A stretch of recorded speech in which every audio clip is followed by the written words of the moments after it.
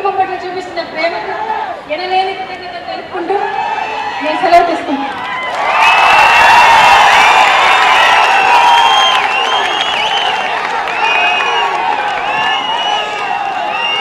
నియోజకవర్గ నలుమూలల నుంచి ఇచ్చేసి అమ్మ విజయమ్మ గారి ప్రసంగాన్ని ఉన్నటువంటి అశేష ప్రజానికానికి నా యొక్క ధన్యవాదాలు తెలియజేసుకున్న వైఎస్ఆర్ కాంగ్రెస్ పార్టీ తరఫున ఈ నియోజకవర్గం